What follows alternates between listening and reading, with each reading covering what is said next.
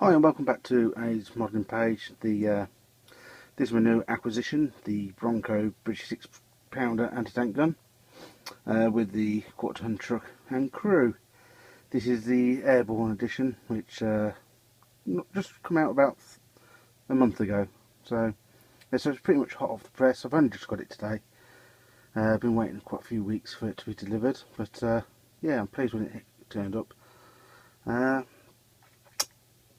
Yeah, so let's have a look inside. I mean, it's a big box for the size of the vehicle. It really is. So, but with the Bronco kits, you do get spoilt.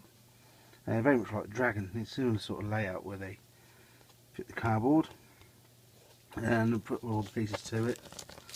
And all the decals. I mean, there's 3 sheets of decals, 3 sets of PE, and then separate wheels for the 6-pound gun, and then the clear pieces.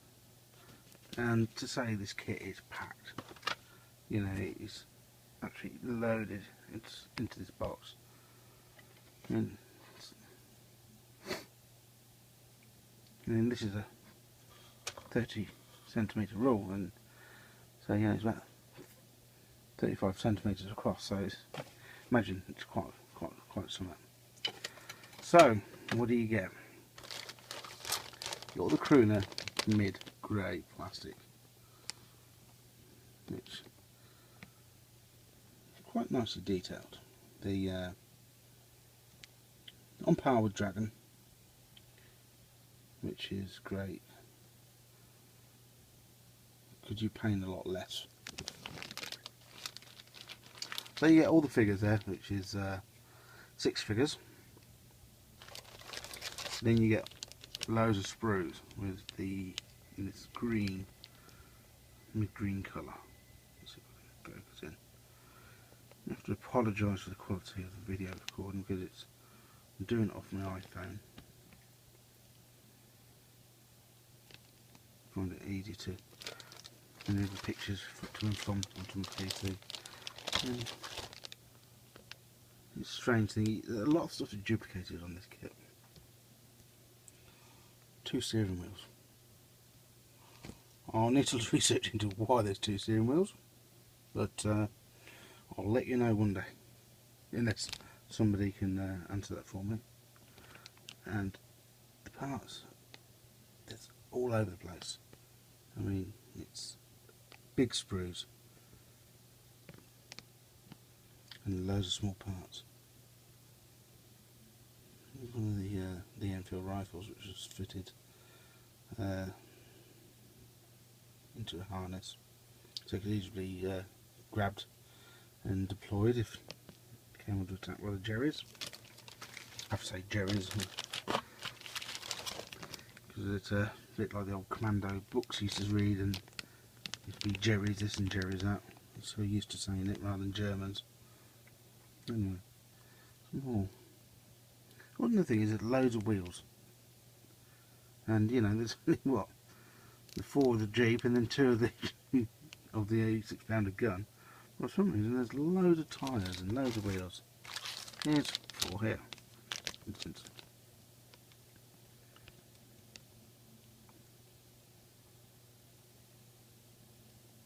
Oh, see if I can front focus in.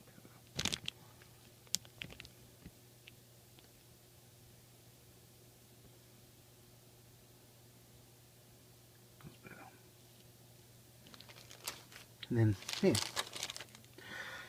5 wheels, 5 as well.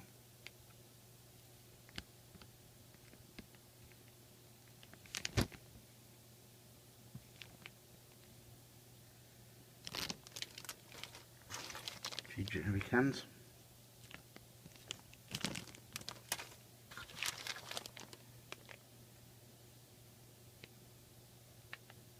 And seats. I mean, there's a lot of very fine parts which will need some clean up and be very careful taking off the sprues. Though I noticed with Bronco, they actually, where the sprues join to the actual pieces is in places where you don't really get to see much, or they remove very easily. I was very impressed with the chassis, and so that's one of the decisions what led me onto this one. It's been machine guns, Thompsons, Webley pistols. So, some more Lee Enfields. Ammunition tins for the 6-pounder. Then the chassis. Yeah, I can't believe how many parts are in this kit just for a cheap gun. It's absolutely amazing. It's just over-engineered, but it'll be an exquisite kit to do. The instructions laid out very well, very clearly. So I had to turn that round. And you've got the painting guides in Mr. Hobby colour, on Roll and Tamiya. And it gives you a list of all the parts. And you see it's immense. Full internals with the engine, which looks very, very nice. And some nice, interesting PE parts.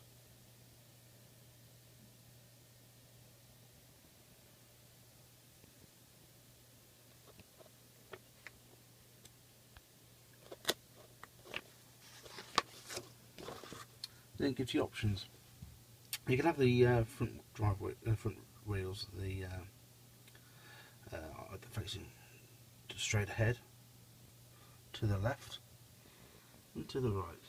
It gives you clear details how and what positions everything should be in, and there's different parts, so you just have to be a bit careful here.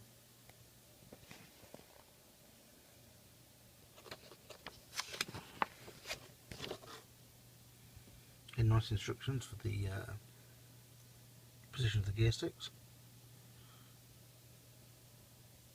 Seems to be like nothing is missed, you know, they really have gone to town on this. And, you know, illustrate exactly where the pedals should be. And the straps for keeping the bonnet tie down.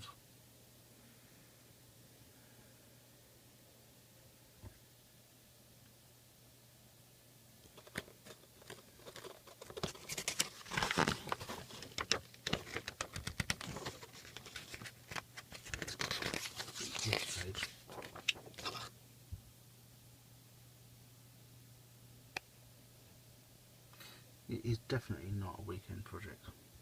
It's not like the old Tamiya at all. This is just blows it out of the water.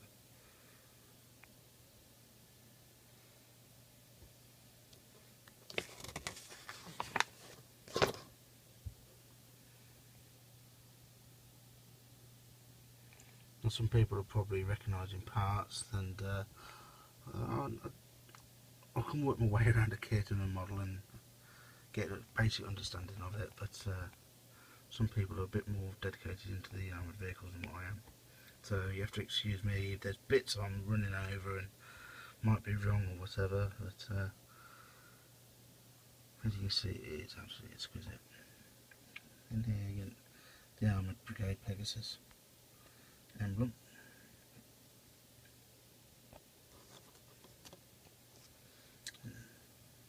It's just tons of PE for tying those Lee Enfields down. You'd have the bonnet open, raised as if something, you know, like they're inspecting inside it or something's gone wrong or it's broken down, but to be honest, I'm going to have it in the closed position. And just have loads of gear just strapped to the top of it, just like it's just come off the glider. And two options here again for the one to have the ammunition canisters at the front, or one to have this brackets. And then we move on to the gun.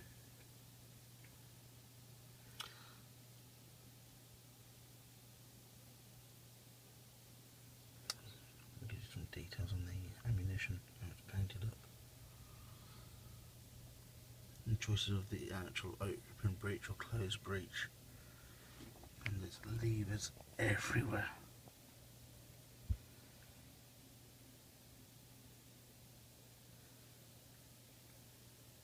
Again, some nice helpful drawings and images to show where the positions should be. And everything like this just helps, because a lot of the stuff you can't find on the internet. You have to search magazines and buy books and all the rest of it. So the more that they can put in, the better. And I think Bronco are one of the better. There's another common thing which is on the sprues, on the rear parts, I say, is the nuts which you have to take off. That's a bit excessive if you ask me, but you know, some people probably like that. But you know, I suppose being a manufacturer of models, you can't win with some people. They want too much stuff and some don't, but it's finding the happy medium.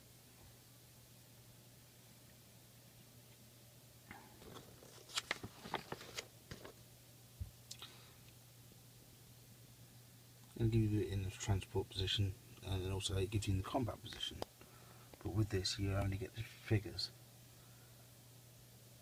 for the travelling mode, but you can get obviously the figures for in the firing mode.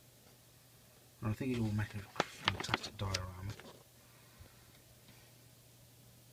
Again, there's more nuts you've got to take off to put onto the towing bar at the back.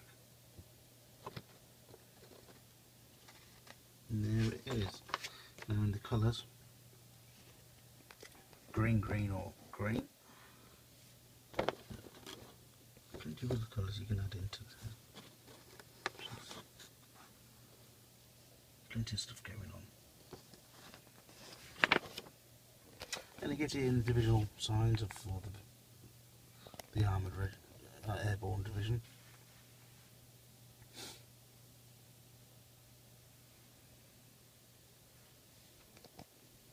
And the uniform.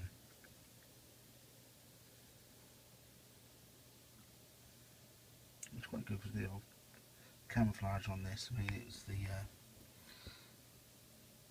there's about 4 different types of shades on that could have been on the Denison smocks, but the airborne was this typical darker brown. There was a pinky one, there was a green one, which we used for tank crews. So they've actually picked the correct one. But this differs from the later models ones which were in the 50s and 60s.